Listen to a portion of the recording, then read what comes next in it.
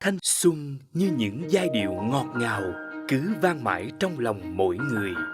Cũng đôi khi bạn lại muốn bước qua cánh cửa thời gian để trở về những ngày tháng thanh xuân sôi nổi.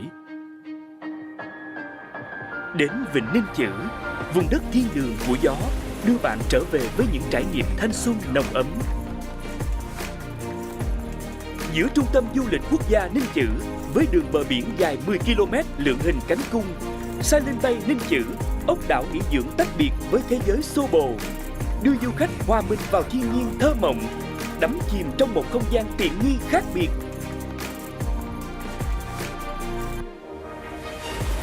Tại nơi bình minh và gió gặp gỡ, nơi có không gian nghỉ dưỡng riêng biệt trên dải đất hình mũi tàu bậc nhất Việt Nam, bạn mở tầm mắt trên cao, ngắm trọn cả không gian đất trời, đắm mình trong những tia nắng bình minh đầu tiên trên dải đất hình chữ S, để gió nâng bổng những cảm xúc thanh xuân phóng khoáng và bay bổng.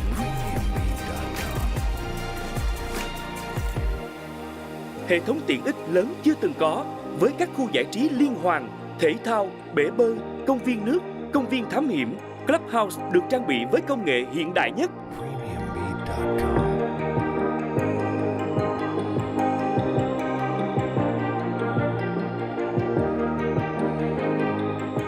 Toàn bộ căn Park Hotel nghỉ dưỡng 5 sao quốc tế, với tầm nhìn khoáng đạt panorama hướng ra biển trời trong kiến trúc tòa nhà cánh buồm độc đáo, hưởng trọn những gì tinh túy nhất, là nơi bạn mở mắt vào buổi sáng đã thấy biển xanh ao tới tận bên giường ngủ.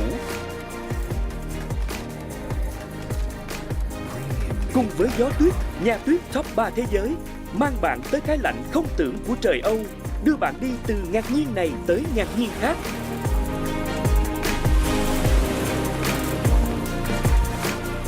Vùng đất trong mơ Silent Bay Ninh Chữ mang lại cho bạn đầy ắp trải nghiệm biển sôi động như lướt ván buồm, lướt ván diều, du lượn, du thuyền cùng hàng loạt các hoạt động khác.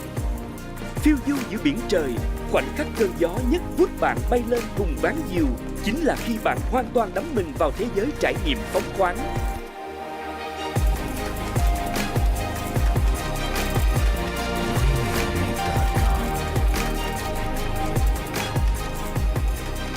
Chỉ tại Silent Bay Ninh Chữ, mọi giác quan được nâng bổng, trải nghiệm được đong đầy.